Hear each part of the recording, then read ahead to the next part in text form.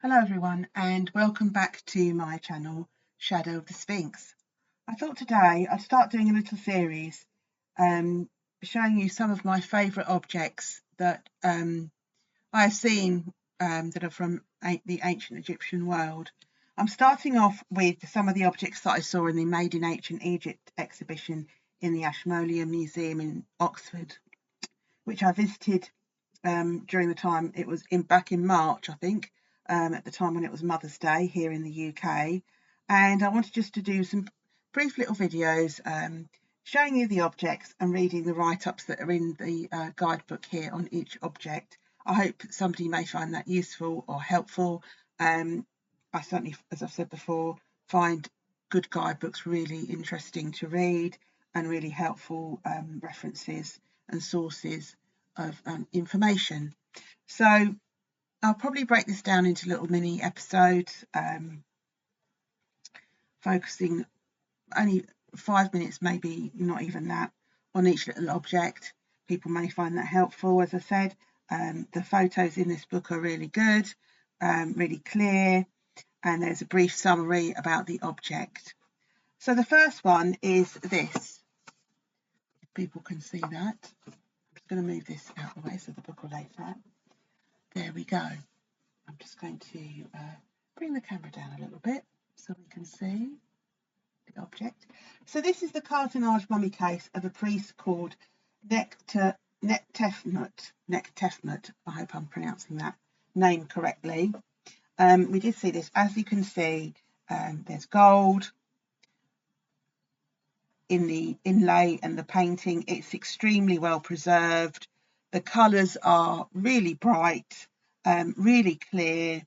The face is not been damaged in any way, and I think it's a really good example of how mummy cases were probably painted originally, although a lot of them don't sadly look like this anymore. A lot of them are damaged, but it's just a really great example of the painting and the decoration on some of the mummy cases that you'll see from ancient Egypt. What I wanted to show also, here we have two other smaller photos showing some details, and what it says here, details of inlays forming the right eye of the mummy case, and then the detail of the gilding on the right ear of the mummy case. So that will be on the other side of this. But obviously this is gold gilt that's all been used, along with all the different colours, the paint, the blues, the oranges being two of the main colours that you'll see within ancient Egyptian art and on painted on mummies. And on the walls in the tombs and the temples, clearly and the gold, all colours that are very, very important within that world. This looks like it's black from the photo, a bit difficult to see, but I did see this and it is absolutely stunning. This is what is written about this piece in the guidebook. Nektefnut worked at the temple of Amun-Re, king of the gods at Karnak, opening the shrine of the god each morning. Rather than being made of wood, his mummy case was made of cartonnage, a material formed of multiple layers of linen soaked in animal glue. Nektefnut's mummified body would have been placed inside it before the glue had hardened.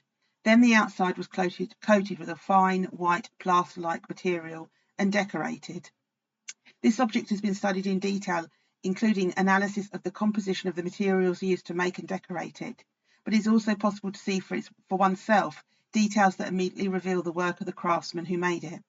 For example, the ears are gilded with square sheets of gold leaf, just as gilding is done today, and the eyes are inlaid with glass, probably from another workshop, with a pupil simply painted on. And that references these two figures, these two images here. So there is this beautiful, beautiful painted mummy case of a priest called Nektefnut. I'm